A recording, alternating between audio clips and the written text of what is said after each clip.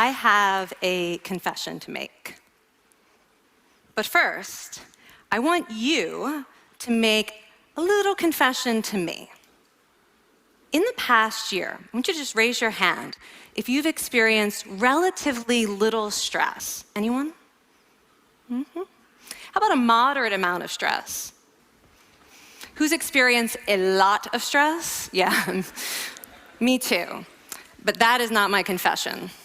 My confession is this: I am a health psychologist, and my mission is to help people be happier and healthier. But I fear that something I've been teaching for the last 10 years is doing more harm than good, and it has to do with stress.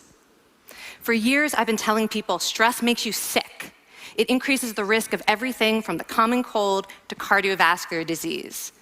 Basically, I've turned stress into the enemy. But I've changed my mind about stress, and today, I want to change yours. Let me start with the study that made me rethink my whole approach to stress. This study tracked 30,000 adults in the United States for 8 years, and they started by asking people, how much stress have you experienced in the last year? They also asked, do you believe that stress is harmful for your health? And then they used public death records to find out who died. Okay. Some bad news first. People who experienced a lot of stress in the previous year had a 43% increased risk of dying. But that was only true for the people who also believed that stress is harmful for your health. People who experienced a lot of stress but did not view stress as harmful were no more likely to die. In fact, they had the lowest risk of dying of anyone in the study, including people who had relatively little stress. Now, the researchers estimated that over the 8 years they were tracking deaths, 182,000 Americans died prematurely, not from stress, but from the belief that stress is bad for you. That is over 20,000 deaths a year.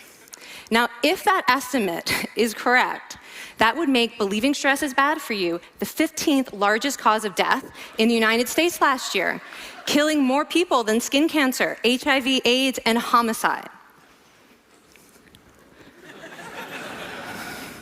You can see why this study freaked me out.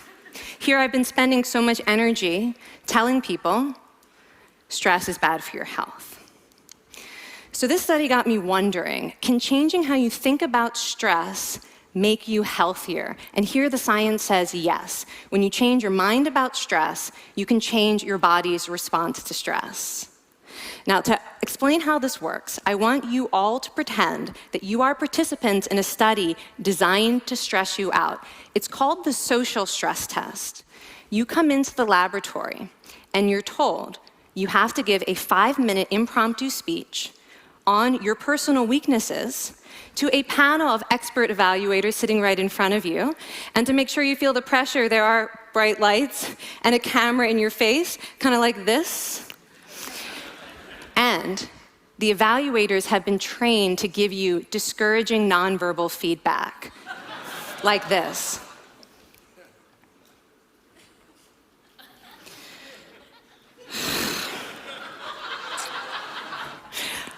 Now that you're sufficiently demoralized, time for part 2, a math test. And unbeknownst to you, the experimenter has been trained to harass you during it. Now, we're gonna all do this together. It's gonna be fun, for me. Okay. I want you all to count backwards from 996 in increments of 7. You're gonna do this out loud as fast as you can, starting with 996. Go. Go faster. Faster, please. You're going too slow. Stop, stop, stop, stop. That guy made a mistake. We're gonna have to start all over again. You're not very good at this, are you? Okay, so you get the idea. Now, if you were actually in this study, you'd probably be a little stressed out. Your heart might be pounding, you might be breathing faster, maybe breaking out into a sweat. And normally, we interpret these physical changes as anxiety or signs that we aren't coping very well with the pressure. But what if you viewed them instead as signs that your body was energized, was preparing you to meet this challenge? Now, that is exactly what participants were told in a study conducted at Harvard University. Before they went through the social stress test, they were taught to rethink their stress response as helpful. That pounding heart is preparing you for action. If you're breathing faster, it's no problem. It's getting more oxygen to your brain. And participants who learned to view the stress response as helpful for their performance, well, they were less stressed out, less anxious, more confident. But the most fascinating finding to me was how their physical stress response changed. Now, in a typical stress response, your heart rate goes up and your blood vessels constrict like this. And this is one of the reasons that chronic stress is sometimes associated with cardiovascular disease. It's not really healthy to be in this state all the time. But in the study, when participants viewed their stress response as helpful, their blood vessels stayed relaxed like this. Their heart was still pounding, but this is a much healthier cardiovascular profile. It actually looks a lot like what happens in moments of joy and courage. Over a lifetime of stressful experiences, this one biological change could be the difference between a stress-induced heart attack at age 50 and living well into your 90s. And this is really what the new science of stress reveals, that how you think about stress matters. So my goal as a health psychologist has changed. I no longer want to get rid of your stress. I want to make you better at stress. And we just did a little intervention. If you raised your hand and said you'd had a lot of stress in the last year, we could have saved your life. Because hopefully the next time your heart is pounding from stress, you're going to remember this talk, and you're going to think to yourself, this is my body helping me rise to this challenge. And when you view stress in that way, your body believes you, and your stress response becomes healthier. Now, I said I have over a decade of demonizing stress to redeem myself from. So we are going to do one more intervention.